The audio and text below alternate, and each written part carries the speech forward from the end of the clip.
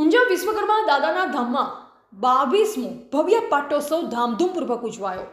ઊંઝા વિશ્વકર્મા ધામમાં 22મો ભવ્ય પાટોત્સવ વિશ્વકર્મા પ્રગતિ મંડળ દ્વારા ધામધૂમપૂર્વક ઉજવવામાં આવ્યો, જેમાં ચાણસ્મા, પાટણ, મહેસાણા, કડા, ખેરવા, અમદાવાદ તથા ગામે ગામથી વિશ્વકર્મા બંધુઓ દાદાના દર્શનાર્થે ઉમટી પડ્યા।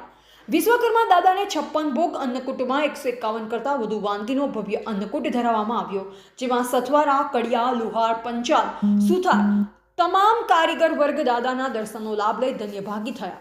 ઊંઝા સથવરા પ્રગતિ મંડળના પ્રમુખ કલ્પેશભાઈ સથવરા, મંત્રી જીતુભાઈ કાંતિલાલ, સહમંત્રી જતીનભાઈ ઈશ્વરલાલ, ઉપપ્રમુખ ભરતભાઈ રમણભાઈ સહિત ટ્રસ્ટીઓ, વડીલશ્રીઓ, કારોબારી સભ્યો તથા મોટી સંખ્યામાં ભાઈઓ અને બહેનોએ દર્શન પ્રસંગનો લાભ લીધો।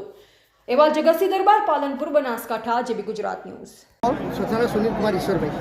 સુરેશભાઈ, આજે વિશ્વકર્મા ધામમાં શું કાર્યક્રમ છે? આજે 22મો પાટોત્સવ છે વિશ્વકર્મા દાદાનો જે જન્મજયંતિનો, તે આજે ભવ્ય અને ધામધૂમથી અહીંયા ઉજવવામાં આવી રહ્યો છે।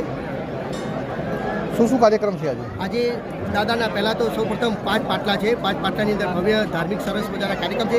ત્યારબાદ 56 ભોગ દાદાને અન્નકૂટ ધરવામાં આવ્યો છે, જેમાં 151 કરતાં વધુ વાનગીનો અન્નકૂટ દાદાને ભોજન પ્રસાદો ધરવામાં આજે આવી રહ્યો છે। અહીંયા આજે ગામે ગામથી તમે જુઓ તો ખેરવા, મહેસાણા, પાટણ, કડા, ચાણસ્મા, અમદાવાદથી ધાર્મિક હરિભક્તો જે છે વિશ્વકર્મા બંધુઓ એ બધા ઉમટી પડ્યા છે દાદાના દર્શનનો લાભ લેવા માટે।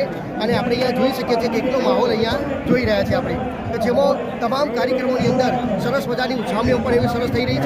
અને આ વિશ્વકર્મા બંધુઓ એ ગામે ગામથી બધા દર્શન કરવા માટે દાદાના દર્શનનો લાભ લેવા માટે અહીંયા પધારી રહ્યા